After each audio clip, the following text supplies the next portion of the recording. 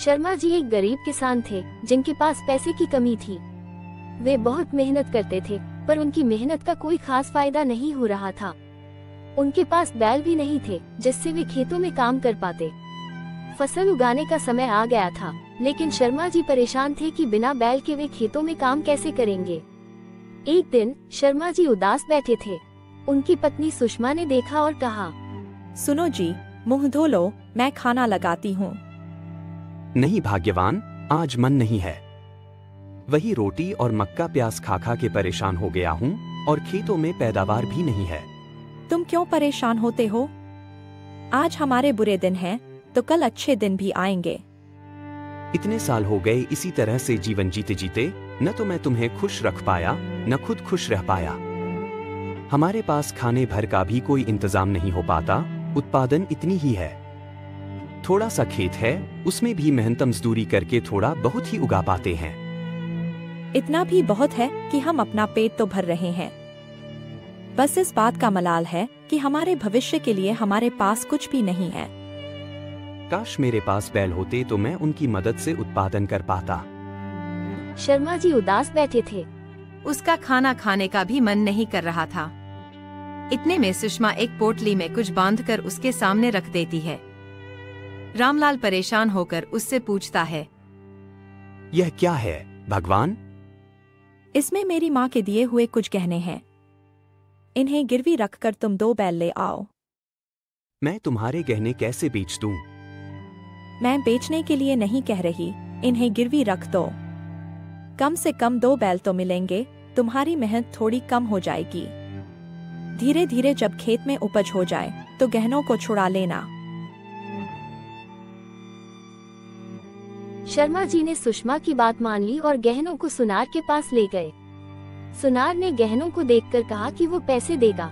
शर्मा जी ने पैसे लेकर 2 बैल खरीदे। बैल मोटे और सुंदर थे। शर्मा जी ने सोचा कि इन बैलों से खेती करके मुनाफा होगा। अगली सुबह वो इन बैलों को बड़ी मुश्किल से खेतों में चलने के लिए राजी करता है। ये देखकर रामलाल परेशान हो जाता है। शर्मा जी ने कहा, हे भगवान, इतना पैसा खर्च करके बैल लाया, वो भी आलसी और मोटे। ये खेती कैसे करेंगे? शर्मा जी दिन भर खेतों में मेहनत करता रहा और बैलों को देख देख कर परेशान होता रहा, क्योंकि वे काम करना पसंद नहीं करते थे। तुम्हारे पास बैल भी आ गए हैं, फिर भी तुम परेशान हो। क्या बात है? इतनी मुश्किल से गहने गिरवी रखकर बैल लाया, लेकिन ये आलसी हैं और काम नहीं करते। सुषमा ने एक उपाय सुझाया। उसने बैलों के सामने अच्छा खाना डाल दिया, जिसे देखकर बैल तुरंत काम करने लगे। खाना आगे बढ़ते जाने पर बैल भी खेत में काम करने लगे। अरे, मेरी बीवी ने सच में बहुत अच्छा उपाय बताया है। इससे थोड़ी ही देर में पूरे खेत में हल चल जाएगा। मेरी परेशानी दूर हो जाएगी।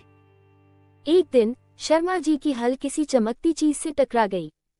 उन्होंने उसे उठाकर देखा तो वो एक हीरा था।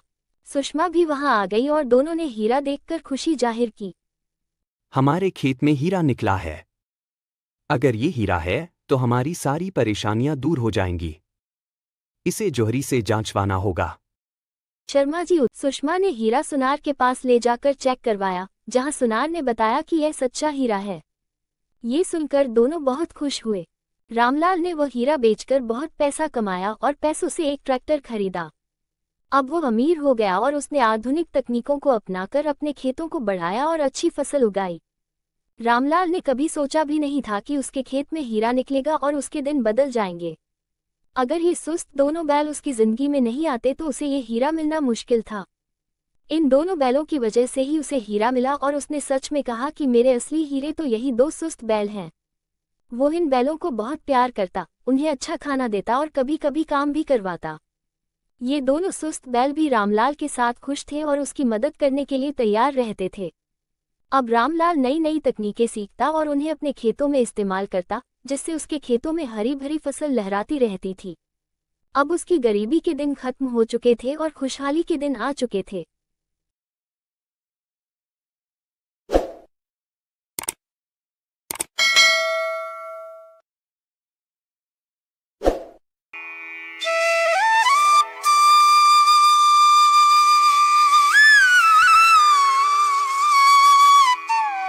शर्मा जी एक गरीब किसान थे जिनके पास पैसे की कमी थी। वे बहुत मेहनत करते थे पर उनकी मेहनत का कोई खास फायदा नहीं हो रहा था। उनके पास बैल भी नहीं थे जिससे वे खेतों में काम कर पाते। फसल उगाने का समय आ गया था लेकिन शर्मा जी परेशान थे कि बिना बैल के वे खेतों में काम कैसे करेंगे। एक दिन शर्मा जी उदास बैठे थे। उनकी पत्नी सुषमा ने देखा और कहा, सुनो जी, मुंह धो लो, मैं खाना लगाती हूँ। नहीं भाग्यवान, आज मन नहीं है।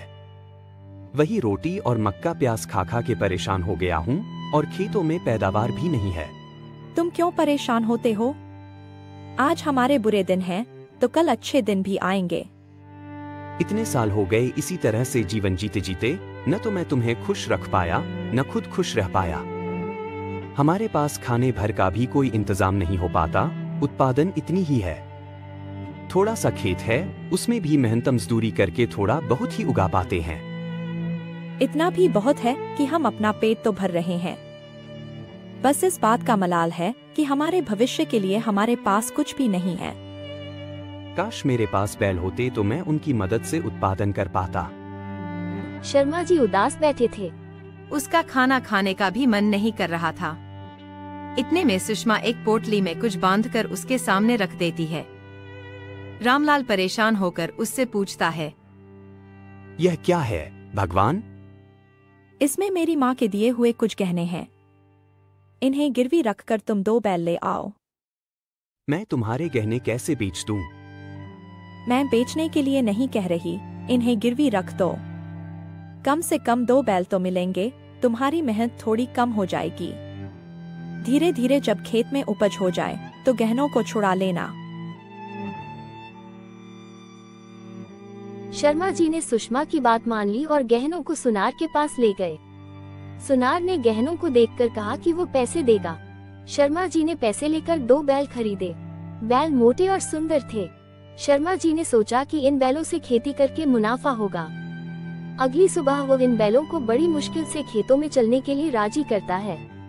ये देखकर रामलाल परेशान हो जाता है। शर्मा जी ने कहा, हे भगवान, इतना पैसा खर्च करके बैल लाया, वो भी आलसी और मोटे। ये खेती कैसे करेंगे? शर्मा जी दिन भर खेतों में मेहनत करता रहा और बैलों को देख देख कर परेशान होता रहा क्योंकि वे काम करना पसंद नहीं करते थे। तुम्हारे पास बैल भी आ गए हैं, फिर भी तुम परेशान हो। क्या बात है? इतनी मुश्किल से गहने गिरवी रखकर बैल लाया, लेकिन ये आलसी हैं और काम नहीं करते। सुषमा ने एक उपाय सुझाया। उसने बैलों के सामने अच्छा खाना डाल दिया, जिसे देखकर बैल तुरंत काम करने लगे। खाना आगे बढ़ते जाने पर बैल भी खेत में काम करने लगे। अरे, मेरी बीवी ने सच में बहुत अच्छा उपाय बताया है। इससे थोड़ी ही देर में पूरे खेत में हल चल जाएगा। मेरी परेशानी दूर हो जाएगी। एक दिन शर्मा जी की हल किसी चमकती चीज से टकरा गई। उन्होंने उसे उठाकर देखा तो वो एक हीरा था। सुषमा भी वहां आ गई और दोनों ने हीरा देखकर खुशी जाहिर की। हमारे खेत में हीरा निकला है। अगर ये हीरा है तो हमारी सारी परेशानियां दूर हो जाएंगी। इसे जौहरी से जांचवाना होगा। शर्मा जी सुषमा ने हीरा सुनार के पास ले जाकर चेक करवाया, जहां सुनार ने बताया कि यह सच्चा हीरा है। ये सुनकर दोनों बहुत खुश हुए। रामलाल ने वो हीरा बेचकर बहुत पैसा कमाया और पैसों से एक ट्रैक्टर खरीदा।